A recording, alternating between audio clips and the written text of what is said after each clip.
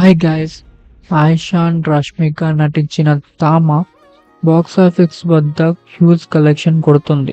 ఈ cinema budget సుమారు 150 కోట్లు భారీ లెవెల్లో ఉంది. కానీ రిలీజ్ అయ్యాక తొలి రోజే 25 కోట్ల గ్రాస్ వసూలు చేసి బిగ్గెస్ట్ ఓపెనింగ్ ఇచ్చింది. కేవలం 6 రోజుల్లోనే ఇండియాలో 89 కోట్ల నెట్ కలెక్షన్, ఓవర్సీస్ లో $2 మిలియన్ అంటే 18 కోట్లు రాబట్టింది.